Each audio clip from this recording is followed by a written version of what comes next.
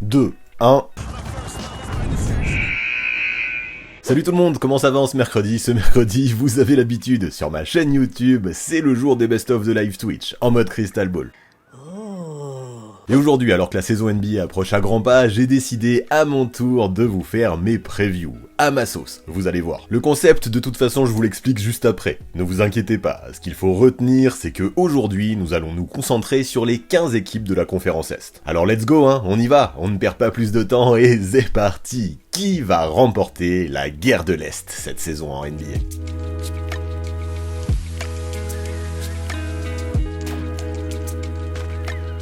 Mais avant de commencer, déjà, regardez, j'ai changé de tenue, et j'ai une position bizarre là un petit peu. Pourquoi? Eh bien tout simplement parce qu'entre le moment où je devais tourner cette intro et le moment où je devais faire ce live là, j'ai eu l'excellente idée de me faire une rupture totale du tendon d'Achille. Sympa, non? Mais bref, peu importe, on va faire de la rééduque, hein, ça va être long, j'ai pris une semaine de retard, mais c'est pas grave. Maintenant, je suis à mon bureau là, et je suis prêt à repartir comme en 40.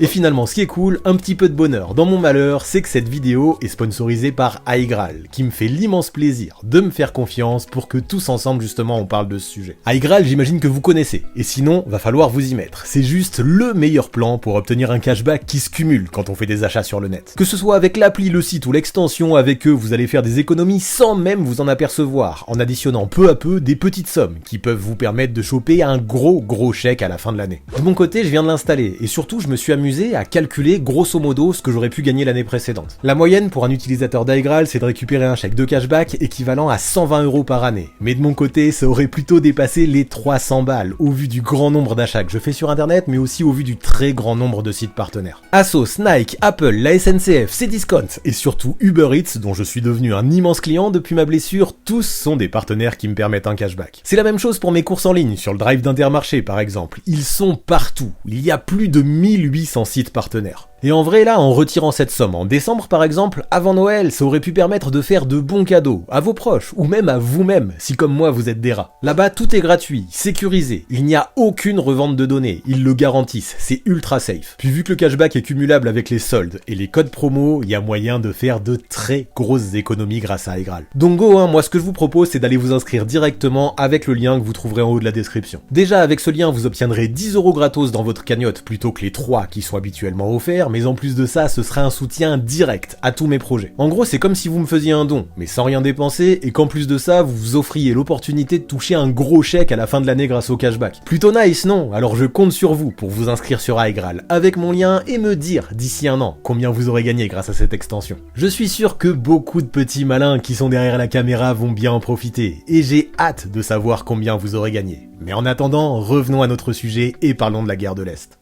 Aujourd'hui, on est à quelques semaines de la reprise NBA, et j'ai décidé de vous présenter, d'entamer un petit peu ce qu'on peut appeler mes previews, comme le veut un peu la tradition, hein, quand on est un analyste basket entre guillemets, on fait ses previews avant le début de la saison pour essayer de voir en tout cas à quoi peut ressembler l'exercice qui va commencer. Pour faire ça, pour faire ces previews, j'ai décidé de mixer plusieurs anciens concepts qui me plaisaient bien, pour finalement trouver une formule qui, je pense, est convenable. En tout cas, elle me convient. Vous me direz ce que vous en pensez, mais je la trouve intéressante. D'abord, je vous parlerai de l'équipe en question, et je lui donnerai une note en étoiles. Donc il y aura une étoile, ce sera les plus basses équipes pour les équipes que j'imagine en fond de tableau. 2 étoiles, ce sera pour celles qui seront un petit peu au-dessus, celles qui, à mon sens, lutteront pour le play-in. 3 étoiles, ce seront ce sera pour les équipes qui feront les playoffs à mon avis, mais qui n'auront pas non plus d'immenses ambitions de titre ou de finale. 4 étoiles, c'est pour les outsiders, c'est-à-dire les équipes qui peuvent passer un tour en playoff, peut-être 2, mais ça va être chaud, qui peuvent être champions vraiment sur un coup du sort, mais qu'on n'attend pas jusque-là, mais sait-on jamais, c'est les outsiders. Et 5 pour les contenders, ça ce sera les favoris au titre. Donc ça, je vais vous présenter les équipes des plus basses jusqu'à celles qui ont 5 étoiles. Et ensuite, vous vous rappelez, je sais pas, j'imagine, hein, parce que vous êtes quand même nombreux à y avoir participé, mais sur Instagram, pendant une bonne partie de l'été, je vous avais demandé si vous aviez des questions sur les équipes NBA, en tout cas à propos de la saison à venir des équipes NBA. Et là, ce que j'ai fait, c'est que pour chaque team, j'ai sélectionné une question parmi celles celles que vous m'avez envoyées, et je tenterai d'y répondre du mieux possible. Donc je les ai déjà sélectionnées, j'ai déjà réfléchi à mes réponses. À chaque fois, j'ai sélectionné des questions qui me semblaient cohérentes un peu avec les ambitions de l'équipe. Donc vous verrez, à chaque fois, j'ai mis le pseudo de la personne qui a posé la question, et ça nous permettra de continuer la preview de l'équipe en répondant à la question. Et enfin, ça sera peut-être le plus intéressant, en fin de live, ou en fin de vidéo, pour ceux qui regarderont le best-of sur YouTube, on établira votre classement de la conférence Est, qui sera établi en fonction des sondages que je vais vous faire tout au long de ce live, et que les modos vont vous faire tous tout au long de ce live. C'est vous qui allez y répondre, vous allez essayer de prévoir un petit peu les places des équipes là, dont je vais vous parler. Je vais noter tout ça, ça nous fera un classement, je vous le présenterai à la fin du live, et ça permettra de finir sur une bonne touche, en élaborant notre classement de la conférence Est. Donc voilà, ça fait beaucoup de choses, on a du pain sur la planche, je pense qu'il n'y a pas plus à en dire, donc on va y aller. On commence par les Wizards, qui l'an dernier ont terminé avec un bilan de 35 victoires. Et le gros truc les concernant, c'est que 35 victoires c'est pas si mal, même si ça a pas fait les playoffs, mais depuis, l'équipe a pas mal bougé parce qu'on a vécu le double départ de Bradley Beal et de Kristaps Porzingis. En contrepartie, forcément, il y a des pièces qui sont arrivées en échange, et la principale, c'est l'arrivée de Jordan Poole. D'un coup, on le voit, cette équipe, elle a pris un gros coup de jeune, et c'est toute la hiérarchie qui a été refaite, même si Wes Unseld Jr., le coach, est resté. Maintenant, si je ne mets qu'une seule étoile à ces Wizards, c'est qu'à mon sens, cette saison, elle ressemblera surtout à une espèce d'enchaînement d'expérimentation au sein d'un laboratoire géant. Vraiment, Wes Unseld Jr., il va essayer de tester tout le monde dans tous les rôles possibles pour essayer de voir qui répond aux attentes, qui ne répond pas aux attentes, et surtout qui va répondre à toutes les questions qui se posent actuellement autour de la franchise. Et je vois que déjà, il y en a une qui est affichée là, donc j'y répondrai tout à l'heure, mais personnellement, j'en ai encore d'autres des questions. Est-ce que par exemple, Bilal Coulibaly va pouvoir se développer? Est-ce qu'il va pouvoir prétendre à une All-Rookie Team? Est-ce que des jeunes comme Deni Avdija, comme Johnny Davis aussi, maintenant qu'ils connaissent un peu la NBA davantage, vont enfin réussir à trouver leur rythme, eux qui ont eu du mal à trouver leur rythme quand l'équipe essayait, en tout cas avec Bradley Beal, d'être ambitieuse? Est-ce que Kyle Kuzma va encore progresser et pouvoir s'afficher en leader et confirmer la bonne saison qu'il a fait l'année dernière? Est-ce que Tyus Jones, qui était plutôt 6e homme dans sa carrière, notamment à Memphis, est-ce qu'il peut avoir l'étoffe pour s'établir comme un titulaire sur la durée? Cette saison, je pense qu'elle sera là pour répondre à tout un paquet de ces interrogations. Tant pis pour les résultats, on essaiera justement de savoir qui peut faire l'affaire et qui peut faire le cut pour les équipes futures pour ensuite repartir sur des bases solides dans les années suivantes. Mais dans ces conditions, clairement, il faut s'en rendre compte, c'est difficile d'être ambitieux et c'est pour ça que je n'ai mis qu'une étoile à ces Wizards. Maintenant, pour répondre à la question de Nathan que vous voyez et que j'ai affichée là, oui, je pense que non seulement Jordan Poole peut s'imposer comme un franchise player à Washington, mais surtout il doit s'imposer et acquérir le statut de franchise player. De toute façon, c'est le rôle qu'on veut lui donner. Le problème, c'est que s'il devient le franchise player de ces Wizards, autrement dit le visage de l'équipe, je dis pas que ce serait un franchise player ultime en NBA, mais aux Wizards, le visage de l'équipe, oui, ce sera Jordan Poole. Et par contre, si c'est vraiment lui le visage des Wizards, s'il assume ce statut de franchise player, il faudrait être conscient que ce sera quand même un petit peu par défaut. Parce que mis à part peut-être Kuzma, pour le moment, personne d'autre dans l'effectif n'est en mesure d'enfiler ce costume. Donc oui, Jordan Poole, je pense, sera le franchise player des Wizards, mais je dois le dire, même s'il fera sûrement quelques coups d'éclat, il va peut-être faire des matchs à 40, voire 50 points, peut-être qu'il va faire des espèces de trucs énormes dont on se rappellera longtemps. J'ai vu que, je ne sais même plus qui en NBA a dit ça récemment, a dit que Jordan Poole aux Wizards, ça allait être comme James Harden quand il est arrivé aux Rockets. Pourquoi pas, je demande à voir, en tout cas, je ne veux fermer aucune porte. Par contre, je dois le dire, je m'attends déjà à voir tout un paquet de matchs bien dégueulasses de sa part, en mode crocage et en mode maladresse. Donc c'est pour ça, franchise player des Wizards, oui, mais franchise player d'une équipe ambitieuse, non. Je ne crois pas en tout cas Jordan Poole qui me fasse mentir. Quoi qu'il en soit, c'est à lui que revient ce costume pour répondre à la question de Nathan. Maintenant les Hornets, qui l'an dernier ont réalisé, on va pas le cacher, une saison qui a été bien morne, avec seulement 27 victoires obtenues. Après, il faut dire qu'avec la blessure de LaMelo Ball, mais aussi le manque de talent qui était assez flagrant dans l'effectif, c'était pas simple pour eux. Aujourd'hui maintenant, on a un LaMelo qui a l'air en forme, on a un Brandon Miller qui vient d'être drafté, et les deux joueurs semblent vraiment pouvoir cohabiter offensivement. Maintenant, il y avait, à l'époque où j'avais fait les visuels, lundi dernier, il y était censé avoir le retour de Miles Bridges dans l'effectif. Déjà d'un point de vue éthique, ça me choquait, mais bon, normalement, s'il était sur le terrain, en tout cas, ça devait continuer à apporter un certain talent qui était vraiment nécessaire dans cette équipe au vu du manque de talent qu'il y avait l'année dernière. Sauf qu'il a encore déconné, j'espère qu'il va être puni fort, et j'espère ne pas le voir sur le parquet cette année. Donc je l'ai encore mis dans la rotation parce que pour l'instant, on ne sait pas ce que vont faire les Hornets, la NBA ne s'est pas encore prononcée à son sujet. S'il est là, il peut apporter du talent, mais éthiquement, je préfère qu'il soit pas là. Donc bon, on le compte pour l'instant parce qu'on ne sait pas, mais peu importe, en tout cas, quoi qu'il en soit, sa présence, si on parle que de basket et qu'on oublie ce qu'il a fait en dehors des terrains, oui, ça peut apporter un petit peu plus de talent dans cette équipe qui en a rudement besoin.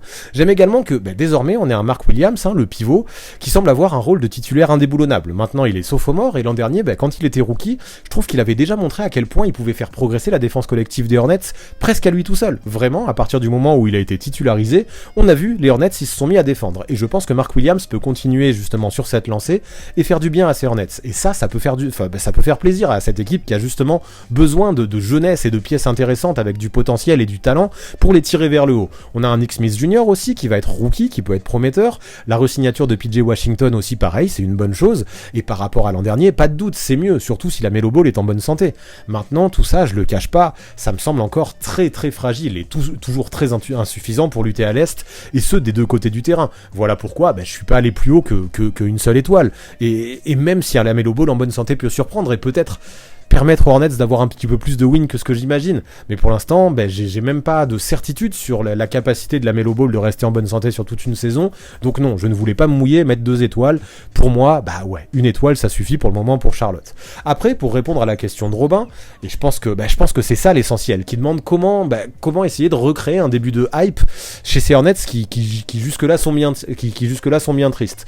Et je pense que oui, c'est ça qui est important, recréer de la hype, parce que être ambitieux cette année, ça va être impossible au vu de l'effectif présent, je pense. Donc autant utiliser cette saison pour tenter de redonner un petit peu une bonne image à cette franchise qui s'est largement dégradée ces dernières années, notamment avec les histoires Miles Bridges, mais on se rappelle aussi de l'histoire avec Montrezl à l'époque où il était encore aux Hornets.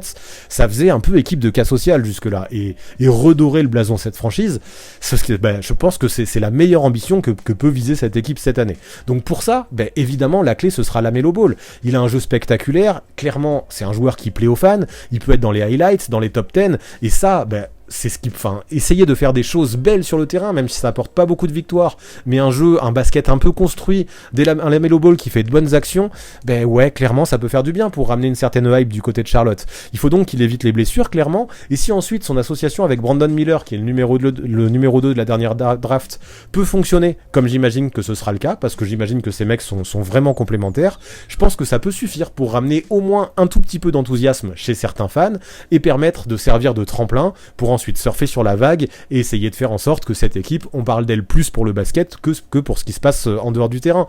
Pour moi, c'est forcément par la Melo Ball que ça passera en premier, ensuite par Brandon Miller, et peut-être que le reste suivra ensuite. Quoi qu'il en soit, comme je disais, je pense que c'est ça. Redorer le blason et se refaire une bonne image du côté de Charlotte, plus que d'obtenir un maximum de victoires, ce sera ça l'objectif cette saison.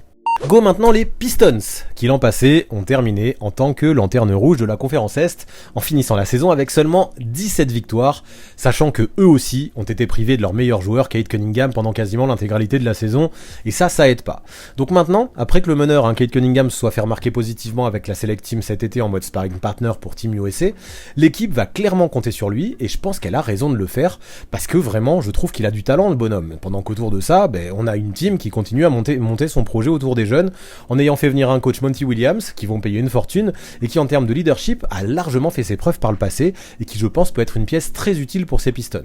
Là, de toute façon, on le voit, l'espoir qu'ils puissent développer au maximum ce groupe de jeunes est réel du côté de Détroit. À côté de ça, on a des gars comme Jalen Duren et comme Jaden Ivey qui devraient continuer leur progression, qui ont fait des saisons rookies qui ont été solides, tandis qu'on a de bons role-players aussi comme Monte Morris ou comme Joe Harris qui ont été recrutés pour s'ajouter à la draft prometteur d'Ausar Thompson.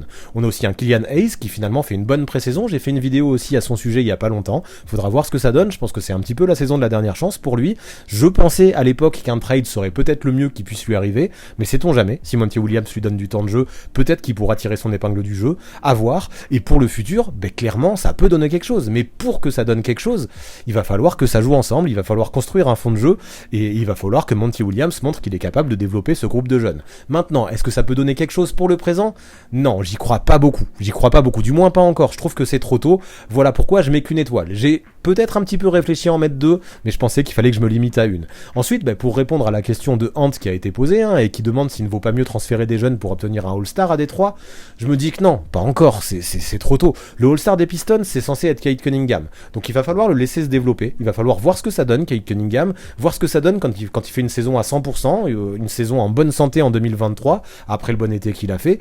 Et je pense que, actuellement, de toute façon, le projet des Pistons, c'est le développement, c'est pas le win now. Donc tout casser pour obtenir une superstar, je pense que c'est pas une bonne idée. Attention à pas mettre la charrue avant les bœufs en faisant tout péter trop vite. Donc laissons ce groupe se développer, laissons Cunningham se développer, laissons-le atteindre son plafond, voyons jusqu'où il peut aller. Ce groupe, il a du potentiel, j'en suis à peu près certain. Donc laissons-lui une chance avec Monty Williams en tant que coach, avant potentiellement d'explorer tout ce qui pourrait être fait sur le marché des transferts. Mais pour l'instant, à mon avis, c'est trop tôt. Encore une fois, c'est une équipe qui n'a pas pour objectif de gagner tout de suite, mais qui a pour objectif de tester des choses, d'expérimenter. Et pour expérimenter, faut laisser du temps aux jeunes. Donc Cade Cunningham, Jaden Ivey, Ausar Thompson, Jalen Duren et tous les autres, je veux qu'ils aient du temps de jeu et je ne veux pas qu'ils soient transférés pour répondre à la question de Hunt. Allez, maintenant les équipes à qui j'ai mis 2 étoiles, et place à Orlando, qui l'an dernier a livré une saison très moyenne, c'est sûr, en termes de résultats, parce qu'il y a eu seulement 34 wins, mais qui autour de ces 2 jeunes ailiers, Franz Wagner et Paolo Banchero, a pu tout de même montrer des choses que j'ai trouvées vraiment, vraiment prometteuses. Surtout que les 2 joueurs, après avoir pris de l'expérience cet été à la Coupe du Monde FIBA, ils sont attendus pour encore progresser, et je trouve que c'est hypant du côté de la Floride, du côté d'Orlando. On a un Markelle Fultz de son côté, et ça fait plaisir, qui a aussi enfin réussi à montrer qu'il pouvait être un vrai basketteur NBA, même s'il a encore des progrès à faire pour assumer son statut de first pick de la draft. Peut-être que ce sera toujours considéré comme un flop toute sa vie, mais s'il arrive vraiment à s'imposer comme un titulaire en NBA, je trouve que ce sera une bonne chose, comparé à l'époque où on imaginait qu'il était perdu pour le basket. Et en plus de ça, on a des rookies comme Jet Howard et Anthony Black, et ça fait que l'équipe à la draft, on a vu, et de toute façon les objectifs d'Orlando ils sont pas secrets, c'est continuer à se tourner vers les jeunes, et ils l'ont fait. Et même si ce sera pas forcément simple d'avoir beaucoup de temps de jeu pour les 2 rookies, je me dis qu'ils peuvent tout de même représenter de bonnes surprises, même si le backcourt est déjà encombré, et même si vous vous rappelez quand j'avais parlé de rookie que Anthony Black c'est pas le rookie auquel je crois le plus. Mais peu importe, je suis pas rédhibitoire à son sujet et je suis ouvert à une bonne surprise de sa part. Maintenant, pour ce qui est du côté de Orlando, j'ai hésité à leur mettre qu'une seule étoile, parce que comme pour les équipes précédentes qui misaient vraiment sur les jeunes, je me disais Orlando présente pas beaucoup plus de certitude, même si j'aime beaucoup Banchero et Wagner qui peuvent peut-être être au-dessus de certains joueurs dont on a parlé avant. Mais je me dis que eux, au moins, ils ont la force d'avoir déjà construit des bases solides l'an dernier. Voilà pourquoi je me dis que sans assurer que l'équipe se qualifiera pour le play-in, elle pourra néanmoins essayer de lutter pour essayer de s'y faire une place. Je dis pas qu'elle se qualifiera, mais peut-être qu'à 2 semaines de la fin de la saison, Orlando ils seront encore en course, et je trouve que ce serait une bonne chose. D'où le fait que j'ai mis 2 étoiles. Maintenant, on a Lubin qui a posé une question, et pour répondre à cette question, est-ce que je trouve que le projet jeune d'Orlando est aussi bon que celui qui a OKC ? Ça, je trouve que c'est compliqué, parce que le projet du Thunder, il est sacrément bien ficelé, je trouve, et à Orlando, il n'y a aucune certitude aujourd'hui sur le fait qu'il y ait un élément, voire plus, qui pourrait atteindre le niveau de Shai Gilgeous-Alexander ou de Josh Giddey, même si Paolo Banchero et Franz Wagner peuvent le faire. Par contre, attention, moi je trouve que ce projet, même si je le trouve pas encore à la hauteur de celui d'OKC, il est bon, et Paolo Banchero, j'y crois. N'empêche qu'à ce jour, celui du Thunder, il m'apporte quand même beaucoup plus de certitude que celui du Magic, même si le futur peut me faire mentir. Donc pour l'instant, pour répondre à Lubin, je dirais non, il est pas aussi bon que celui du Thunder, en tout cas à l'heure actuelle, mais pourquoi pas au futur essayer de faire aussi bien. Orlando en a les moyens. En tout cas, je leur mets 2 étoiles et je trouve que c'est déjà très prometteur pour cette équipe dans la conférence Est. Maintenant les Raptors, qui l'an dernier, on s'en rappelle, ont échoué lors du play-in et qui sortent d'une saison régulière équilibrée avec 41 victoires pour 41 défaites. Donc ce qui est moyen et ce qui fait que cette équipe était comme souvent dans le ventre mou. Donc les concernant, ces Raptors, je vais pas mentir, j'ai quand même beaucoup de mal à les juger, tant j'ai du mal à comprendre quelle direction veut vraiment prendre la franchise, qui à mon sens présente toutes les bases pour entamer une reconstruction, mais n'a pas encore vraiment appuyé sur la gâchette, en tout cas pas totalement. Du coup, j'ai l'impression que sur le papier, on a une équipe qui est moins performante que l'an dernier, avec des joueurs majeurs comme Siakam ou Anunoby, qui sont dans une situation incertaine. Donc je dis qu'ils sont moins performants parce que Darko Rajakovic en tant que coach, on sait pas ce que ça va valoir, la perte de Nick Nurse peut faire du mal, le départ de Fred VanVleet aussi peut faire du mal, mais pourtant, comme je disais, des mecs comme Siakam et Anunoby, ils peuvent faire le taf, malgré leur situation compliquée, et la probabilité peut-être qu'ils soient transférés en cours de saison, mais aussi on a des jeunes intéressants, comme Scotty Barnes ou Grady Dick, Grady Dick, on sait que ça peut être un rookie très intéressant, qui non seulement ont besoin de temps de jeu pour se développer, mais aussi de responsabilité et de ballon pour s'affirmer. Et ça, j'espère qu'ils vont en avoir. Et peut-être que tant que Siakam et Anunoby sont là, ça peut les bloquer dans leur développement. Et c'est pour ça que je trouve que cette équipe de Toronto, elle est dans cette situation qui m'interroge en tout cas. Donc si je mets que 2 étoiles à cette team, c'est que je me dis que en l'état, même dans le meilleur des cas, et même malgré le changement de coach, je les imagine mal faire mieux que la saison dernière. Et c'est là que la saison de Piogé arrive à point nommé. Est-ce que Siakam terminera sa saison chez les Raptors? Et maintenant, pour être honnête, je me dis qu'il y a très peu de chance. Et si c'est le cas, c'est que le management de Toronto a fait une sacrée erreur à mon sens. De ce qui se dit, tout l'été, le front office a essayé de le transférer, ce qui déjà en termes d'ambiance est pas fou. Et j'imagine que l'équipe canadienne n'a pas reçu d'offre correspondante finalement à la contrepartie qui était espérée jusque-là pour pouvoir le transférer. Mais est-ce que c'est pour ça qu'il faut laisser tomber cette idée de transfert? Non, surtout pas, il faut continuer à aller chercher, quitte à revoir ses exigences à la baisse. Et Masai Ujiri, je sais pas ce qu'il attend en échange de Siakam, je comprends qu'il soit exigeant et qu'il veuille peut-être attendre le dernier moment, la deadline de février pour le faire, pour essayer de recevoir la meilleure contrepartie possible, mais il va falloir qu'il le fasse, il va falloir qu'il le trade, et je pense que non, il n'y a aucune chance que Siakam finisse la saison avec Toronto, parce que là, de toute façon, actuellement, même avec Siakam, l'équipe, elle semble pas posséder suffisamment d'armes, pas suffisamment de talent pour être vraiment compétitive. Et comme je disais, il y a aussi des jeunes à qui il faut faire de la place. Et surtout, et c'est là que ce serait une erreur de ne pas le transférer, on a le Camerounais qui sera free agent à la fin de la saison, ce qui signifie qu'il pourrait partir sans que les Raptors ne reçoivent quoi que ce soit en échange contre lui. Donc oui, pour éviter de se retrouver le bec dans l'eau dans quelques mois et de voir partir Siakam sans rien recevoir en échange, il faudra, je pense, absolument le transférer avant la deadline. Sans ça, les Raptors pourraient se priver de bons assets qui pourraient être récupérés dans un tel deal pour une reconstruction future, et ce serait vraiment dommage de s'en priver. Donc oui, Masai Ujiri doit faire quelque chose pour Siakam d'ici février, les Raptors, je pense, doivent reconstruire, et donc ouais, je leur mets 2 étoiles, mais s'ils envoient Siakam et Anunoby ailleurs pour recevoir des assets, ça passera vite en 1 étoile. Pour l'instant, je pouvais pas leur mettre une seule étoile, vu qu'il y a des mecs quand même qui sont talentueux, et que Siakam peut être un vrai franchise player dans cette équipe, mais s'il s'en va, les Raptors, ça peut vraiment viser la fin de tableau. Maintenant, tant qu'il est là, peut-être que ça peut lutter pour le play-in, et continuer à être dans le ventre mou comme ça le fait depuis pas mal de saisons. À Chicago maintenant, qui a terminé la saison passée avec 40 victoires, je m'attendais là aussi, on en parlait à Toronto, à ce qu'on cherche à reconstruire cet été. Parce que pour moi, cette équipe, elle arrivait déjà en fin de cycle, elle montrait ses limites, d'autant plus en l'absence de meneur de qualité, avec la blessure de Lonzo Ball, qui a priori, déjà qu'il a pas joué la saison dernière, ne jouera pas non plus cette saison. Cependant, Arturas Karnišovas, en re-signant Vučević, et sans se montrer particulièrement actif sur le marché des transferts, a pris la décision complètement inverse, en décidant de conserver son Big Three, et en expliquant qu'il y croyait toujours à ce trio composé de DeMar DeRozan, Nikola Vučević et Zach LaVine. Même si je comprends qu'il aurait signé Vučević parce que c'est pas non plus un contrat toxique et que c'est pas si mal finalement de l'avoir prolongé si jamais tu veux le transférer et recevoir des assets. Maintenant, clairement, je dois le dire, je suis quand même bien moins optimiste que Karnišovas sur l'avenir de ce Big Three. En fait, je vois pas en quoi ça va mieux fonctionner que l'an dernier, et surtout en gardant Billy Donovan comme coach. C'est un mec qui suscite pas mal de doutes en moi. Donc vraiment, cette équipe de Chicago, j'ai pas de vraie raison d'y croire. Maintenant, why not? Si Karnišovas y croit, il a le nez dans l'équipe et il doit avoir de bonnes raisons de le faire, à moins qu'il ait vraiment trop le nez dans le guidon et qui se fourvoie, comme on dit.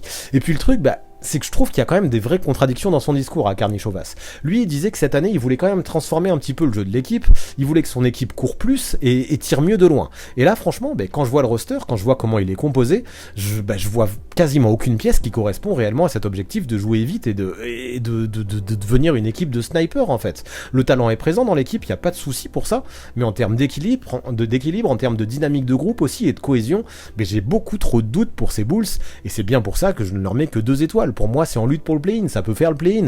Peut-être que ça peut même sortir du play-in et faire les playoffs, mais vraiment pas plus.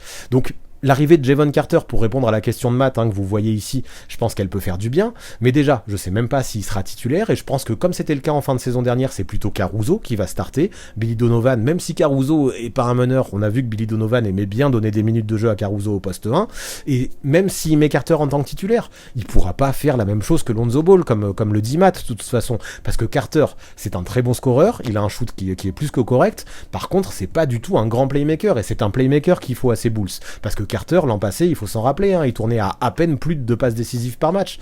L'arrivée, je trouve qu'elle est bonne. Jevon Carter, c'est un bon joueur qui peut faire, pourquoi pas être titulaire, mais qui peut aussi apporter de bons services en sortie de banc. Mais malheureusement non, je pense que son profil, c'est pas celui qu'il fallait prioriser du côté de Chicago dans l'optique de trouver une solution de remplacement à Lonzo Ball en attendant qu'il revienne de blessure. Donc est-ce que Jevon Carter à lui tout seul va réapporter de l'équilibre dans ce jeu des Bulls et leur permettre justement d'être compétitif en distribuant le jeu comme il faut le faire pour mettre mettre tout le monde en valeur? Non, j'y crois pas. Et le problème, c'est que tant qu'on n'a pas de vrai meneur playmaker, on risque de voir beaucoup d'ISO du côté de Lavine, du côté de DeRozan. C'est un peu triste pour un joueur comme DeRozan, je trouve, qui est quand même un joueur intelligent, qui a du talent et qui mérite mieux que ça, qui mérite de jouer dans une équipe qui a un basket construit. Mais malheureusement, je vois pas comment, en tout cas en l'état, dans cette équipe, il peut y avoir un vrai basket construit qui peut mener à des ambitions. Voilà pourquoi, pour ces Chicago Bulls, je m'arrête à 2 étoiles. Avec les Pacers maintenant, on arrive sur une équipe qui l'an dernier a gagné 35 matchs et pour qui je cache pas que j'étais à 2 doigts de mettre 3 étoiles. Déjà, rappelez-vous, la saison passée, lorsque Tyrese Haliburton était en bonne santé, l'équipe de Carlisle, elle s'est affichée comme l'une des très bonnes petites surprises du début de saison. Pour ça, moi je trouve qu'il faut tirer notre chapeau au coach, mais surtout au meneur, qui lui, justement, j'en parlais à Chicago juste avant, qui manquait d'un playmaker élite, Haliburton, lui, c'est vraiment un playmaker élite qui, bien sûr, est capable de scorer, mais surtout est capable de trouver ses coéquipiers dans les meilleures dispositions possibles, et je pense que le très bon début de saison de Bénédicte Mathurin en tant que rookie, mais aussi les progrès de Miles Turner qui ont été notables je trouve, et qui pour la première fois depuis au moins 2 siècles on va dire, n'étaient pas sur la liste des transferts des Pacers cet été, sont absolument pas étrangers à la présence d'Haliburton dans l'effectif. Le mec qui sort quand même d'une campagne à plus de 20 points et 10 passes, c'est pas rien, surtout que ça il l'a fait avec une efficacité complètement monstrueuse. Et ce que j'ai aimé, c'est que cet été, dans l'Indiana, on a cherché à se renforcer, toujours dans l'optique de construire intelligemment avec le même objectif, en faisant notamment venir Bruce Brown et Obi Toppin, et en allant chercher Jarris Walker en tant que rookie pour renforcer un poste 4 qui clairement manquait de densité. Donc je trouve ça très intéressant et très intelligent de leur part. Franchement, je trouve que cette équipe, au moins sur le papier, elle est super plaisante, et clairement c'est pour ça que j'ai envie de lui mettre 2 étoiles. Maintenant, pour répondre à Ashraf, je sais pas trop comment ça se prononce, clairement je me dis qu'une équipe qui est menée par un chef d'orchestre comme Haliburton, qui est sûrement voué à jouer très très vite, et parce que déjà elle avait le 4e pace le plus rapide de la ligue l'an dernier, oui, ça peut être super fun à voir jouer. De toute façon, une équipe avec Haliburton, c'est déjà de base fun à voir jouer. Mais si tu rajoutes à ça des gros dunkers comme Obi Toppin, comme Bénédicte Mathurin, potentiellement comme Jarris Walker aussi, qui peut jouer très vite, comme Miles Turner, pareil, qui peut aller choper des balles en hauteur, ouais, ça peut envoyer des dunks, ça peut envoyer des alley-oops dans tous les sens, ça peut jouer la transition et la contre-attaque, et oui, ça peut pratiquer un basket offensif qui est très très fun à voir jouer. Maintenant, de là à dire que ce sera l'équipe la plus fun à observer, je sais pas, ça dépend des goûts. Moi je sais que j'aime les équipes défensives. Maintenant, est-ce que c'est fun les équipes défensives? Pas vraiment, mais je pense que clairement oui, les éléments pour créer le spectacle du côté de l'Indiana, ils sont présents. Et ce qui est intéressant, c'est que ces éléments, non seulement oui, ils peuvent créer le spectacle, mais ils peuvent aussi permettre à cette franchise d'être un minimum compétitive.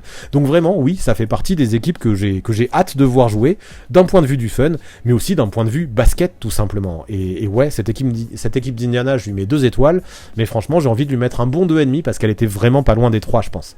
On passe maintenant au team à qui j'ai mis 3 étoiles, et je commence par les Nets qui l'an dernier ont remporté 45 wins, mais qui pour ça, il faut pas le cacher, ont largement été aidés par les présences de Kevin Durant et Kyrie Irving pendant une bonne partie de la saison. Et le truc, c'est qu'en transférant de telles stars, on aurait pu s'attendre à ce que l'équipe se lance dans une totale reconstruction, mais c'est pas le cas. Et si c'est pas le cas, pourquoi? C'est parce que Mikal Bridges, depuis son arrivée à Brooklyn, a clairement montré qu'il pouvait avoir à terme le niveau d'un All-Star en puissance. Là, je trouve qu'on a une équipe jeune, qui est dynamique, qui est bien coachée, et si un mec comme Nick Claxton par exemple continue ses progrès entamés la saison dernière, ouais, je trouve que du côté de Brooklyn, il y a de quoi nourrir quelques ambitions, d'autant plus que si Ben Simmons, comme tout le monde le dit, est véritablement à 100%, et il est en train de le montrer en Summer League, je sais pas s'il est à 100%, mais il montre en tout cas qu'il est capable de rejouer au basket à un niveau qui est intéressant, lui qui selon les rumeurs d'ailleurs devrait retrouver le poste 1 cette saison, ouais, ça peut faire quelques dégâts dans la conférence Est. Franchement, la meilleure recrue de cet été à Brooklyn, ça peut clairement être Ben Simmons, s'il peut être considéré comme une recrue, vu que l'équipe a vraiment pas beaucoup bougé et a décidé de miser sur la stabilité en prolongeant Cam Johnson par exemple.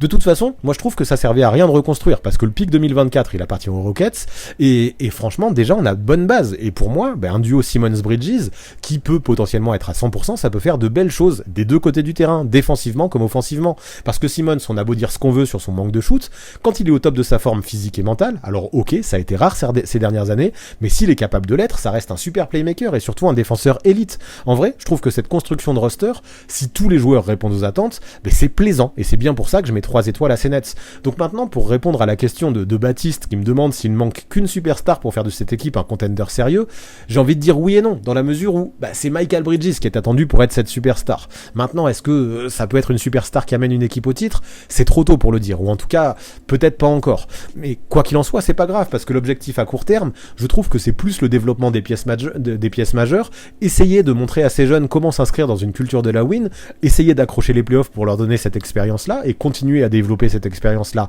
ensemble, plutôt que de jouer le titre tout de suite. Et après, si les choses fonctionnent comme prévu, que tout le monde répond aux attentes, il sera peut-être temps ensuite de voir comment remanier le roster pour décrocher une bague, en voyant qui va fitter là-dedans, qui ne fitera pas là-dedans, qui est-ce qu'il faut utiliser pour choper des assets et potentiellement un autre All-Star pour peut-être essayer d'être plus ambitieux plus tard, à terme.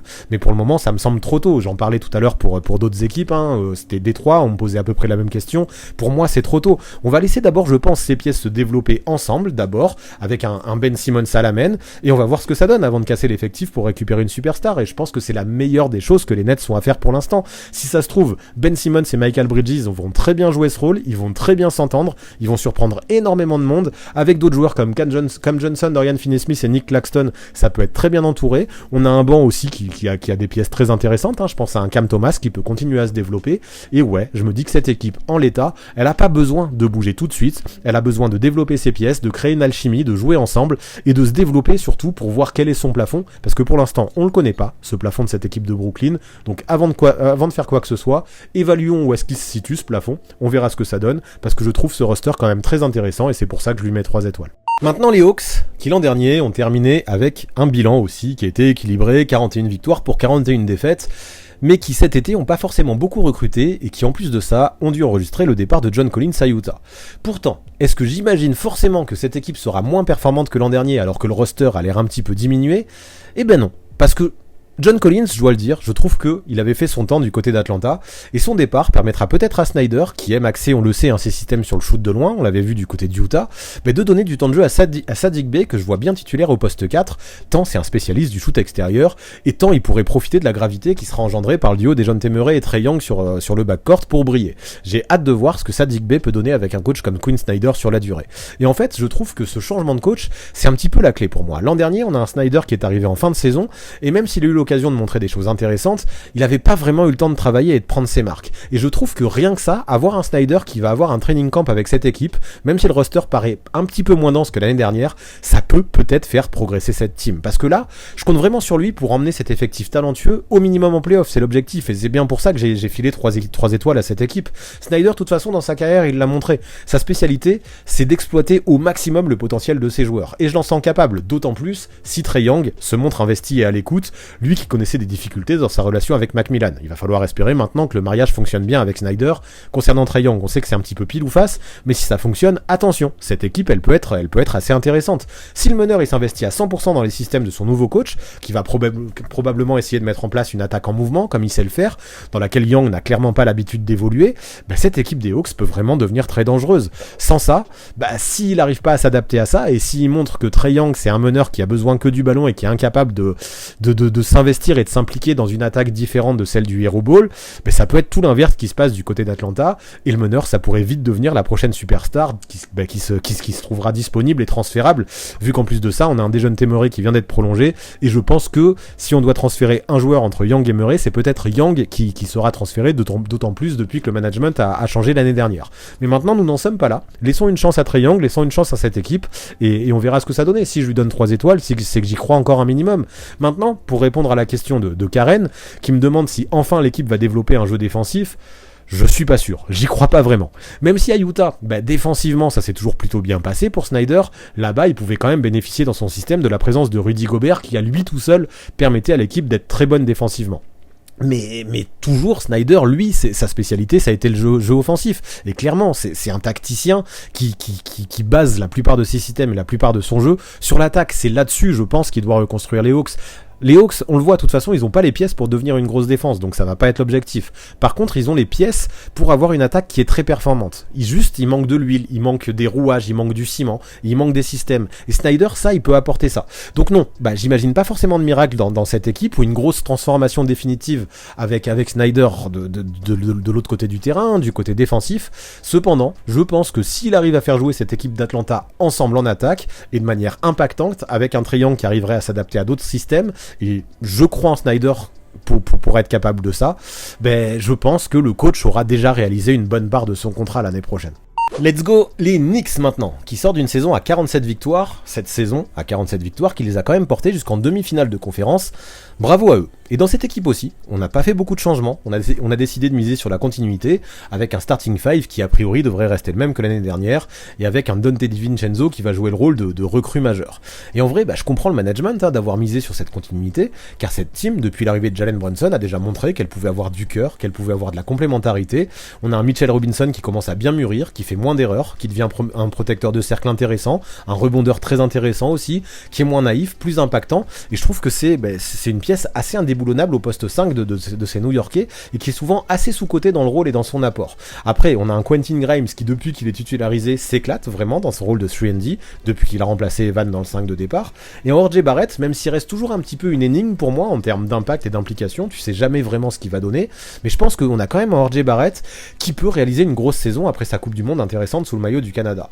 Voir que cette team a quand même sorti les Cavaliers en playoff l'an passé au premier tour, je me dis que c'est pas rien, ça montre qu'il y a vraiment du talent et qu'il y a du potentiel. J'aime vraiment l'équilibre que possède cette équipe, dans la défense, dans la polyvalence, dans la création, il y a tout, il y a tout plein d'ingrédients qui peuvent être intéressants et prometteurs. Maintenant, est-ce que j'ai envie quand même de m'enflammer et de leur mettre plus de 3 étoiles ? Non, on va s'arrêter à 3, parce que malgré tout le bien que je viens de dire de cet effectif, que je viens de dire de ce roster, j'ai peur que ce soit un petit peu insuffisant pour jouer le titre, ou même pour être outsider.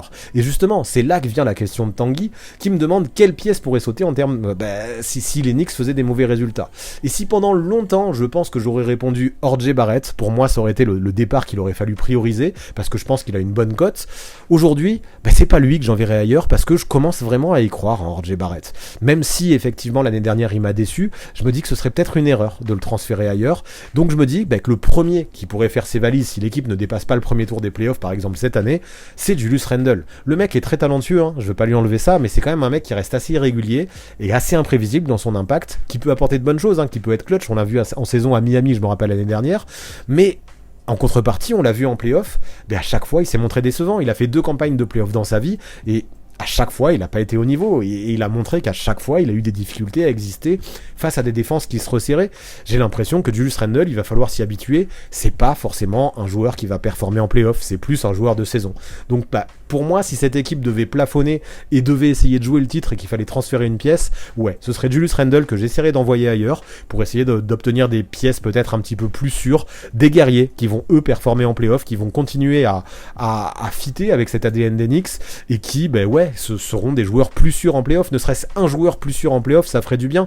Et si chez ces Knicks je devais absolument faire un move, j'essaierais justement de profiter de la bonne cote que Julius Randle pourrait choper en saison, et ça il est capable de faire ses stats, surtout dans une équipe qui peut avoir un bilan positif, pour obtenir de bons joueurs en échange, qui seront peut-être des valeurs un petit peu plus sûres en play-off, en post-season, pour permettre à cette équipe new-yorkaise d'avoir des ambitions, pourquoi pas supérieures à un deuxième tour, même si ce sera très difficile d'atteindre les finales de conférence dans cette conférence Est. Pour ce qui est des Cavaliers, désormais, on parle d'une équipe qui est jeune, qui est prometteuse, et qui l'an dernier a réalisé une grosse saison à 51 victoires, mais qui en play-off s'est complètement écroulée dans le sillage d'un Donovan Mitchell qui s'est pas montré au niveau, et d'un secteur intérieur pourtant talentueux, mais qui s'est bien fait bouffer face aux Knicks, et notamment face à Mitchell Robinson qui leur a fait un gros chantier dans la raquette. N'empêche que, cette saison passée, même si elle s'est un petit peu finie en eau de boudin, mais je trouve qu'il y a quand même de bonnes choses à en tirer, et les progrès significatifs d'Evan Mobley des deux côtés du terrain peuvent, à mon sens, vraiment rendre enthousiaste toute la fanbase des Cavaliers. Ajoutons à ça qu'avec le recrutement de Max Strus, l'équipe possède maintenant une valeur sûre à 3 points au poste 3 pour écarter le jeu, et ça peut être intéressant pour ouvrir encore peut-être plus d'espace à des joueurs du backcourt comme Donovan Mitchell et Darius Garland.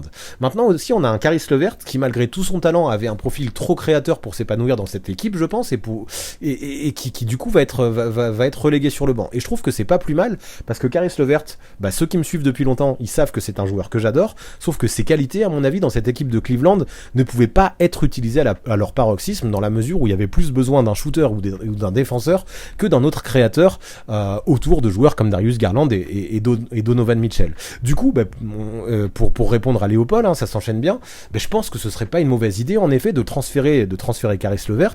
Par contre, pas pour forcément récupérer un ailier, parce que je me dis qu'avec Strus dans le rôle du shooter à 3 points, qui défend à minimum, et de Isaac Okoro qui lui est plus un spécialiste défensif, il y a déjà de quoi faire au poste 3, dans des profils différents en plus. Donc pourquoi récupérer un autre poste 3 derrière eux? Ben je vois pas trop l'idée, franchement je vois pas trop le concept. Par contre, si à sa place Cleveland pouvait récupérer un bon meneur backup, parce que pour moi en l'état, Caris LeVert il n'y en a plus trop besoin, par contre il manque vraiment un meneur backup, vu les incertitudes qui existent actuellement autour de l'état de santé mentale de Ricky Rubio, hein. C'est pour ça que je lui ai mis un petit point d'interrogation. On sait pas s'il va jouer cette saison, en tout cas apparemment c'est déjà officiel qu'il sera absent jusqu'en janvier, et donc s'ils peuvent avoir un meilleur backup que Ty Jerome, ben ce serait pas du luxe. Et si en plus de ça, ben le meneur qui serait recruté en échange de Caris LeVert pouvait avoir un profil défensif pour compenser les absences régulières de Mitchell et de Garland dans le secteur, ce serait encore mieux.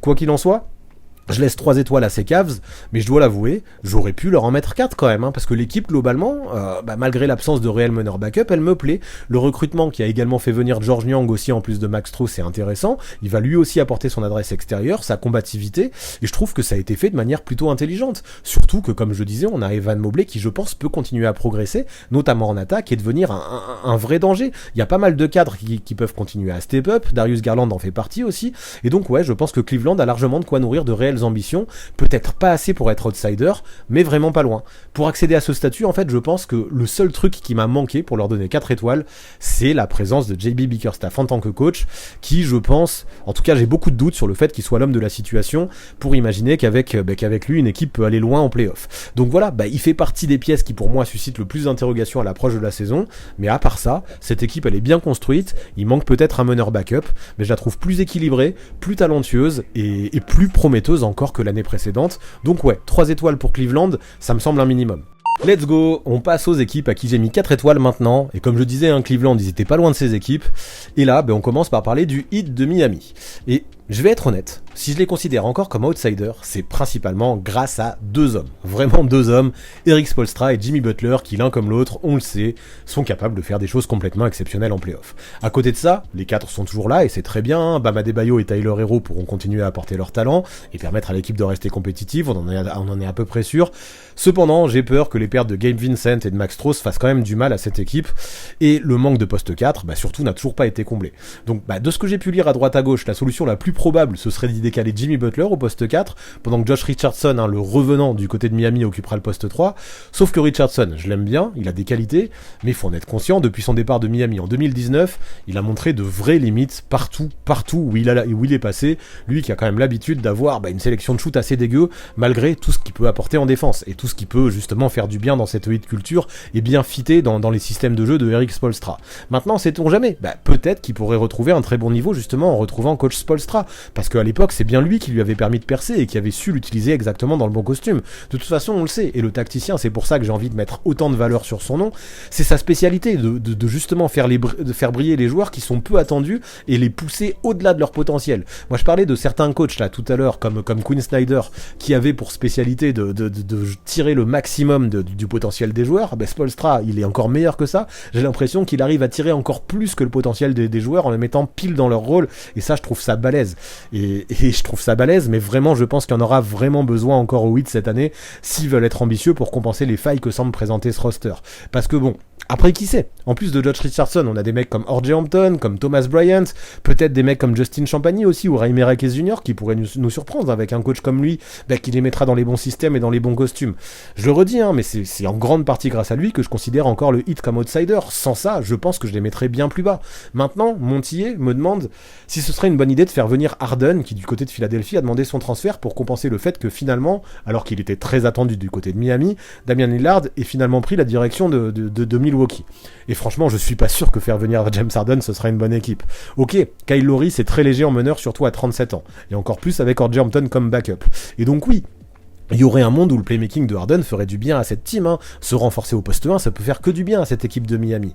Néanmoins, j'ai quand même l'impression que la mentalité de diva, un peu, si je puis dire, du barbu, est complètement à l'opposé de la hit culture dans cette équipe qui a comme valeur principale le travail, la combativité, le sacrifice. En fait, j'aurais peur que l'arrivée d'Harden casse cette belle alchimie qui est à Miami, parce que plus que le talent du roster, comme j'expliquais, à mon avis, c'est la cohésion qui arrive à porter cette équipe aussi haut. Et si, justement, l'arrivée de James Harden casse cette cohésion, ce sera forcément une mauvaise idée. En fait, j'aurais vraiment peur que ouais, l'arrivée de Harden casse cette belle alchimie qu'il y a à Miami, cette équipe qui certes n'est pas la plus talentueuse sur le papier, mais qui mine de rien, malgré la déception de ne pas avoir fait venir Lillard, peut, je pense, se montrer un minimum ambitieuse en playoff grâce à sa cohésion, grâce à son envie de tout donner chaque soir sur le terrain.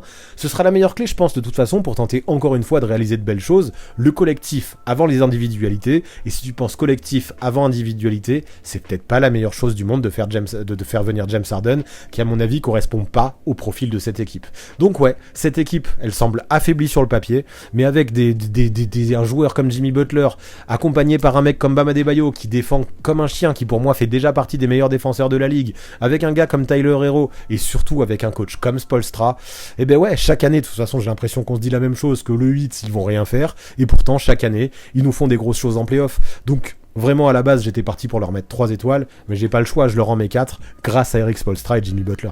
Go les Sixers maintenant, à qui je mets 4 étoiles aussi, vu que eux sortent d'une saison à 54 victoires, et que sur le papier, quand on regarde juste les joueurs qui sont présents, et quand on regarde le visuel que j'ai fait, on a un effectif qui semble s'être renforcé. Sauf que dans la réalité, il faut être conscient que c'est bien moins simple que ça, au vu de tous les doutes que crée la situation de James Harden à l'heure actuelle. Parce que ouais, remplacer Doc Rivers par Nick Nurse, je trouve que c'est un bon move déjà, je pense. Recruter Pat Beverley, c'est pas mal aussi afin d'apporter une espèce de vraie pression défensive sur le poste 1 en sortie de banc. Tandis que j'apprécie également que désormais, il y ait plusieurs options dans la seconde unit à l'intérieur derrière Joel Embiid avec les progrès de Paul Reed, en qui les Sixers croient, vu qu'il a été re-signé cet été malgré l'offre du Jazz, vu qu'il était restricted free agent, et le recrutement de Mo Bamba. Tout ça, c'est très bien. On va ajouter à ça le recrutement de Kelly Oubre Jr., qui pourra clairement apporter son scoring au sein d'une seconde unit qui en manquait, même s'il va falloir gérer le fait qu'il est marié avec l'ex de Harden, si Harden reste, mais bref, on n'est pas dans un live people, donc ça, on va pas en parler trop longtemps. Et ouais, je le redis, sur le papier, cette équipe semble plus équilibrée que la saison dernière. On peut ajouter à ça le retour du vétéran Danny Green, qui peut apporter son leadership, et même quelques banderies à 3 points de temps en temps. On peut même attendre les débuts NBA de Philippe Petrousev, après son excellente Coupe du Monde avec la Serbie. Et ouais, ça fait beaucoup d'éléments qui renforcent la team et qui permettent d'être optimiste, parce que cette équipe, finalement, cet été, elle aura vu partir que George Niang et Shake Milton pour avoir fait venir pas mal de joueurs talentueux et surtout qui correspondent, je trouve, à ce qui manquait dans cette équipe. En plus de ça, je le répète, Nick Nurse est arrivé à la place de Doc Rivers et ça, c'est pas du luxe. Donc oui, j'ai l'impression que, encore une fois sur le papier, cette équipe de Philadelphie gagne clairement au change. Le souci, et pas des moindres, c'est que dans le roster, il y a toujours un James Harden qui n'a aucune envie d'être là. Bon, après, à côté de ça, il s'est bien présenté au training camp, et selon les derniers retours, son attitude était plutôt positive, même s'il a toujours dit que son conflit avec Daryl Morey ne serait jamais résolu. Donc, est-ce que ça va durer, son attitude positive? C'est bien la principale interrogation. C'est parce que s'il fait ça, s'il essaye de faire le bon professionnel actuellement, c'est peut-être juste pour faire remonter sa cote en vue d'un transfert pour partir le plus vite possible. Avec un James Harden motivé, même s'il veut pas être là, mais qui essaye de jouer son meilleur basket, cette équipe, elle peut clairement faire mieux que l'an dernier, quand elle était déjà considérée comme un outsider, limite un contender. Ceci dit, l'attitude du barbu, elle est toxique, aussi bien sur le terrain que dans le vestiaire. Si cette attitude est vraiment toxique, comme j'ai l'impression qu'elle va être, des deux côtés, comme je disais, sur le terrain comme dans le vestiaire, ça pourrait être bien plus problématique pour cette équipe de Philly, et il y a un monde où l'attitude du barbu peut vraiment être toxique. Voilà pourquoi je suis partagé. J'aurais très bien pu donner seulement 3 étoiles à cette équipe, tout comme 5, parce que trop de choses dépendront de l'impact de Harden avant un potentiel transfert, ou trop de choses dépendront de ce qui sera reçu en l'échange de Harden si elle est transférée, donc c'est très très très difficile de les évaluer à l'heure actuelle.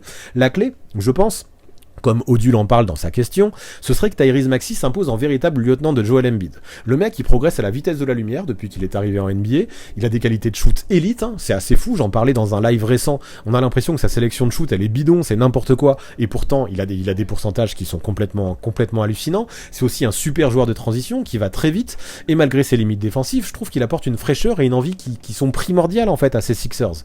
Nick Nurse, depuis le début du training camp, il est super élogieux envers lui, et je pense que c'est prometteur. Si à 22 ans, il arrive encore à gagner en maturité et en connaissance du jeu, parce que pour moi c'est là que se situent ses principaux défauts, je me dis que oui, il pourrait s'imposer en lieutenant d'Embiid, et pourquoi pas rentrer dans la discussion d'être All-Star, qui sait. Je dis pas qu'il sera All-Star, mais imaginez un Maxey qui serait une option 2 et qui serait dans la discussion, ça peut arriver. Je pense que l'arrivée de Nick Nurse peut provoquer un déclic sur lui. Le souci, encore une fois, c'est la présence de Harden, et tant qu'il sera là, pas sûr que Maxey ait la place pour exploser comme certains l'imaginent. Et on le voit dans cette équipe de Philadelphie, trop de choses, encore une fois, dépendent des incertitudes autour du barbu pour qu'on puisse vraiment répondre avec précision à toutes les questions qui entourent la franchise. Parce que ouais, faut en être conscient, autant il y a un monde où les Sixers d'Embiid, ils vont plus loin que jamais cette saison, parce que l'équipe, sur le papier, elle peut être performante, autant il y a un autre monde où on a un Joel Embiid qui, en février, à la deadline, demande son transfert, parce que James Harden fait tout exploser, parce que Nick Nurse n'arrive pas à faire jouer l'équipe ensemble, et parce que justement, cette équipe n'est pas assez compétitive pour répondre aux attentes et aux ambitions de Joel Embiid. Donc ça se peut même que l'équipe n'arrive pas en playoff, qui sait vraiment, ça peut être qui tout double avec cette team, ça passe ou ça casse pour les Sixers, donc à voir. Pour l'instant je leur mets 4 étoiles, je pense que l'année dernière j'en aurais mis 5 avec un effectif moins talentueux, mais là toutes ces incertitudes autour de James Harden font que j'hésitais entre 3 et 5, je disais, on coupe la poire en deux et on en met 4, mais comme je disais, je serais pas surpris que cette équipe ne fasse pas les playoffs, allez si un petit peu, mais je serais pas surpris qu'elle perde au premier tour et de façon assez sale, mais d'un autre côté, si tout se passe bien, je serais pas non plus surpris que qu'elle fasse bonne impression et qu'elle montre un meilleur visage que ces dernières saisons. À voir, j'ai vraiment hâte de voir jouer les Sixers de cette année pour répondre au maximum à toutes les interrogations que j'ai à leur sujet. Et ouais, maintenant Milwaukee, avec 5 étoiles, qui sort d'une saison à 58 victoires, et qui, cet été, là, il y a quelques semaines, a enregistré l'arrivée de Damian Lillard. Donc oui, bien sûr que c'est 5 étoiles, évidemment. Je vais pas en faire des tonnes sur eux, parce que toute l'équipe est largement passée sous ma loupe lors d'une vidéo qui concernait leurs ambitions, qui est sortie il y a une semaine, qui est sortie juste avant que je me pète au tendon d'Achille, donc voilà, juste avant la petite pause que j'ai dû faire, que vous avez largement eu le temps de voir, et si c'est pas le cas, vous irez voir, si vous voulez obtenir plus de détails sur les ambitions, les qualités et les potentielles failles que j'imagine dans cette équipe. Ce que l'on retiendra en quelques mots, c'est que désormais on a une team qui possède tous les éléments, vraiment tous les éléments, je trouve, pour développer une attaque élite, qui a gardé en profondeur en plus, et je trouve ça bien d'avoir gardé en profondeur en ayant fait venir Damian Lillard, et avec Adrian Griffin comme nouveau coach, mais je trouve qu'il pourrait y avoir un vent de fraîcheur plutôt positif qui pourrait arriver sur cette franchise, dans une équipe qu'on connaissait peut-être un peu trop sous Mike Budenholzer. On savait comment il jouait, on savait comment il fallait l'attaquer, et on savait justement comment la cibler en playoff et comment la faire déjouer, et ça on l'a vu, après le terrible upset qui a été reçu l'an dernier au premier tour face à Miami. Maintenant il fallait aller de l'avant, et je trouve que c'est chose faite, et de la meilleure des façons. Donc GG à cette équipe de Milwaukee qui peut vraiment développer une attaque élite avec Damian Lillard, et qui peut encore développer de nouveaux systèmes avec Adrian Griffin. Maintenant attention quand même à la perte de Jrue Holiday, parce que clairement il était emblématique dans cette équipe. On sait que quand il est arrivé, ça les a menés droit au titre en 2021, et surtout à la défense qui pourrait manquer en premier rideau.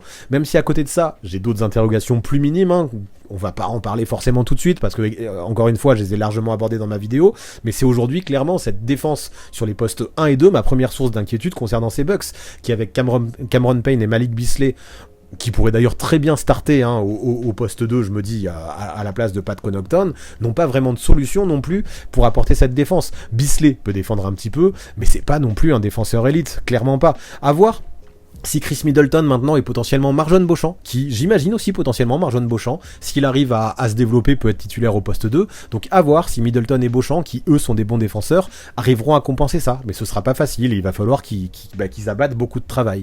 Donc après on verra. Moi je trouve qu'il y a tellement de voyants au vert du côté de Milwaukee qu'il m'est impossible de pas leur mettre 5 étoiles. Du coup pas besoin d'en faire plus, vous avez compris à quel point il y a de bonnes raisons d'être ambitieux.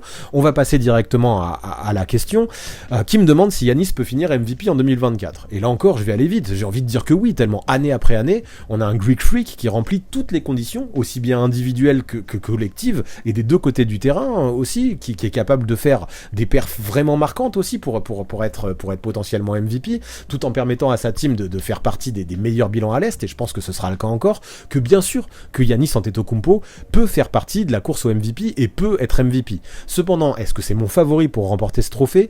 Non, parce que je me dis que peut-être qu'il aura besoin d'un peu de temps pour créer des automatismes avec Damian Lillard, peut-être que son scoring pourra diminuer un petit peu, peut-être que lui va se concentrer plus sur la défense avec un gros scoreur comme Lillard. Il y a pas mal de choses qui vont devoir être développées entre les deux, et peut-être que d'autres joueurs, du moins statistiquement, seront peut-être devant lui dans la course pour le MVP. Donc quoi qu'il en soit, clairement, vous l'avez compris, j'en fais peut-être pas mon favori numéro 1 pour ce trophée de MVP, mais j'ai pas trop de doutes sur le fait qu'il sera forcément dans la discussion, et il y a de grandes chances qu'ils soient sur le podium. Donc clairement, Milwaukee 5 étoiles parce qu'ils ont de vraies ambitions, et Giannis Antetokounmpo, bah ouais, je lui mets aussi 5 étoiles dans la course au MVP, c'est pas mon favori, mais oui, il peut être MVP, même si à mon sens, il ne le sera peut-être pas. Allez, terminons par Boston, qui l'an dernier est allé en finale de conférence, et qui a fait une grosse saison, avec 57 victoires, et qui en plus de ça, a vu largement son 5 majeur se renforcer, avec les très grosses arrivées de Jrue Holiday et de Kristaps Porzingis.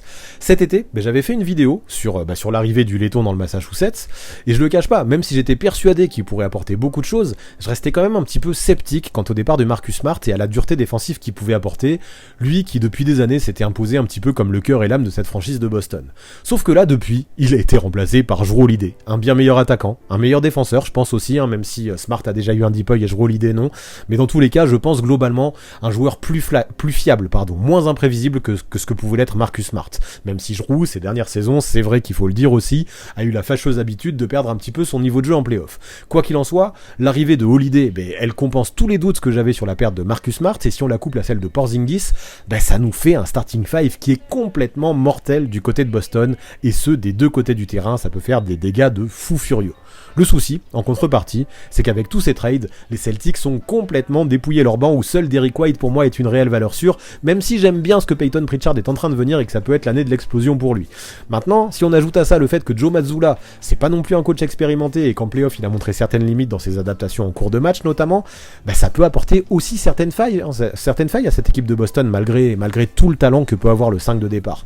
Pourtant, ce sera attendu de la part de Mazzulla qu'il arrive vraiment à tirer le meilleur de son banc, parce que je pense que c'est la grosse faille de cette équipe, le banc. Et ça, Mazzulla, il va devoir faire en sorte que Peyton Pritchard, que Sam Hauser, que Oshie Brissett ou que Luke Cornett, qui d'un coup pourrait être beaucoup plus responsabilisé, soit bon. Parce que là, il faut s'en rendre compte, s'il arrive une blessure d'un joueur majeur, c'est peut-être tout l'équilibre des Celtics qui peut très vite s'envoler. Des mecs comme Malcolm Brogdon, comme Robert Williams et Grant Williams, s'il y a une blessure, ils pourraient vraiment manquer. J'aime beaucoup cette équipe, vraiment en raison de son 5 de départ XXL. Je pense qu'elle peut vraiment nourrir de réelles ambitions. Pour moi, ce 5 de départ, il présente vraiment que peu de faiblesses. C'est pour ça, évidemment, que je leur mets 5 étoiles. Ceci dit, attention, comme je l'ai dit, c'est pas pour ça que j'ai aucun doute. Et justement, pour répondre à la question de la basse, ouais, les Celtics, ils n'ont pas le choix, je pense, que de régler leur souci de nonchalance cette année, parce que l'an dernier, on s'en rend compte, ça a été très problématique en play-off parfois. L'équipe sur le papier, elle est en bonne position, comme d'autres équipes pour prétendre au titre, mais ça, on connaît. Justement, t'es là, mais je trouve que t'as pas beaucoup de marge d'erreur du côté de cette équipe de Boston. Et si Jason Tatum et ses potes veulent aller au bout, et de toute façon, quand tu veux être champion, la marge d'erreur est minime vu la concurrence, cette équipe de Boston devra se montrer compétitive, elle devra se montrer investie à chacune des rencontres des playoffs. Sans ça, le trophée Larry O'Brien pourrait encore être distribué à une autre franchise. Donc je sais, je réponds pas vraiment à la question de la base, parce que je sais pas s'ils vont y arriver à régler ces soucis de nonchalance, mais ce dont je suis sûr, c'est que pour gagner le titre, il faut qu'ils y arrivent. Et surtout, il va falloir qu'il n'y ait pas de blessure, parce que ce 5 il peut être mortel. Si tout le monde arrive en bonne santé en play-off et que tout le monde peut jouer 40 minutes, ça peut clairement aller au titre, d'autant plus si les soucis de nonchalance sont blessés. Mais voilà, regardez, dans l'équipe, il y a un Jrue Holiday qui vieillit, il y a un Kristaps Porzingis qui est quand même assez injury prone, et un Al Horford qui est plus tout jeune non plus. Beaucoup de joueurs qui peuvent rapidement se blesser. Qui va les remplacer s'ils sont absents en play-off? Pour moi, ok, le souci de nonchalance doit être réglé, mais la chose qui m'inquiète le plus concernant cette équipe de Boston, c'est une potentielle blessure en vue de la post-season. Je compte peut-être sur eux d'ici la deadline pour essayer de choper, peut-être pas faire des trades, mais profiter du marché pour essayer de récupérer quelques buyouts pour renforcer leur banc. S'ils y arrivent en prenant des bons vétérans qui compenseront de potentielles blessures, ça peut aller au bout. Sans ça, j'ai encore des doutes parce que ce banc me paraît encore bien léger pour aller au bout. Par contre, ce 5 de départ, c'est peut-être le plus hypant de toute la ligue et ça, il faut en être conscient. Épilogue. Et donc pendant tout ce live, ceux qui verront le best-of ne verront pas tout ce qui s'est passé dans les débats qu'il y a eu sur les équipes et toutes les précisions qui ont été intéressantes, qui ont été ajoutées. C'est vrai, par exemple, on parlait juste de Boston et j'avais des doutes sur Mazzulla et vous m'avez précisé, et vous aviez raison qu'il y a eu des bons assistants qui ont été recrutés du côté de Boston. Je parlais de Sam Cassell qui était aux Sixers l'année dernière et qui retrouve cette équipe de Boston. Enfin bref, tout ça, c'est les avantages du live, on peut en parler. Mais surtout, les avantages du live, c'est que vous avez pu... C'est vrai qu'il y a Jeff Van Gundy aussi d'ailleurs qui est arrivé. Mais d'ailleurs, les avantages du live, c'est que vous avez pu voter pour établir le classement, selon vous, de cette conférence Est ok, je suis en train de tout perdre, de cette conférence Est à la fin de la saison. On va enlever ce petit cadre qui est moche, voilà, et il est beau, il est là, il est chaud, il est beau. Le classement, vous voyez Boston finir en tête de cette conférence Est. Ok, ben let's go, hein, c'est vrai qu'ils ont le 5 majeur qu'il faut pour finir premier de l'Est, et ils ont les moyens pour l'être. Vous voyez Milwaukee en numéro 2, et Milwaukee, bah pourquoi pas, hein. Pour certains et pour beaucoup, ils sont favoris pour le titre, mais peut-être qu'ils peuvent laisser filer quelques victoires en saison pour assurer en play-off. Donc numéro 2, ça a du sens. En 3, Philadelphie. Je suis assez surpris, ça veut dire que vous y croyez quand même. C'est vrai que cette équipe, elle a du talent, et comme on disait beaucoup sur le papier, elle s'est renforcée. L'incertitude de Harden va gérer beaucoup de choses dans la saison de Philadelphie. Comme on l'a dit, tout est possible pour cette équipe. Ça fait vraiment flipper, hein. Ça fait vraiment flipper. Ça peut être bon. Je vous trouve très optimiste, mais tant mieux. J'aimerais bien que Philadelphie finisse en 3. En 4, Cleveland. Ben ouais, cette équipe de Cleveland, on l'a vu, hein, elle est forte, elle est talentueuse, et surtout, elle peut progresser, elle a des joueurs à potentiel. Finir 4ème, ça peut être bien. Miami en 5. On sait que Miami, généralement, il laisse un petit peu filer les saisons régulières. Peut-être même qu'il pourrait finir plus bas. Mais comme je vous l'ai dit, moi, Miami en play-off, j'y crois. Par contre, finir en 5, 6, 7, pourquoi pas, de la conférence Est, ça a du sens. En 6, New York, qui échapperait au play-in, ça a du sens aussi. Donc ça, ce serait les 6 équipes qui se qualifieraient en play-off sans passer pour le play-in. Qui s'affronteraient pour le play-in, on aurait Atlanta, Brooklyn, Indiana et Orlando. J'aime bien, parce que comme je vous l'ai dit, Brooklyn, Indiana et Orlando, c'est des équipes jeunes auxquelles je crois, et j'ai envie qu'elles réussissent cette année parce que oui, elles ont des équipes qui sont fun, qui vont être cool à regarder, qui sont hypantes et qui ont des jeunes qui vont progresser et qui, j'espère, réussiront. Donc je serais content de voir Brooklyn, Indiana et Orlando en play-in. Et enfin, Chicago, Toronto, Détroit, Washington et Charlotte, vous n'y croyez pas. Détroit, Washington et Charlotte, effectivement, je vois pas trop de monde où ils pourraient se qualifier en play-off, même via les play-in. Chicago et Toronto, on le sait, c'est des deux projets qui sont très flous. Deux équipes qui sont un petit peu entre deux eaux, qui pour moi doivent envisager une reconstruction, mais qui n'ont pas vraiment commencé leur reconstruction, qui arrivent sûrement à leur plafond et leurs limites.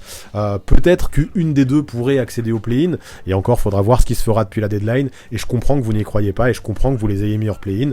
Non, franchement, je trouve que c'est un classement cohérent que vous avez fait, et je suis assez d'accord. De toute façon, vous avez eu mon avis sur toutes les équipes de la conférence Est jusque-là, donc je trouve ça bien de contraster un petit peu avec votre avis et votre classement. En tout cas, il est beau, et le plus drôle, ce sera de le comparer à la fin de la saison. En tout cas, voilà pour notre preview de la conférence Est. Il n'y a plus qu'à faire l'Ouest la semaine prochaine. Voilà pour ce qui est de la guerre de l'Est, voilà pour ce qui est de ce nouveau Crystal Ball. Est-ce que ça vous a plu? Vous en pensez quoi, vous, de ce classement final? Et surtout, quel est votre favori pour remporter la conférence Est? Dites-moi tout ça en commentaire, j'ai hâte de connaître vos tendances. Et pour finir, tu connais, si la vidéo t'a plu, n'oublie pas de lâcher le pouce vers le haut, juste en bas, et de t'abonner à la chaîne si ce n'est pas encore fait. Tout ça, ça fait trop plaisir la team, alors je vous remercie fort d'avance. Et je vous dis à très vite.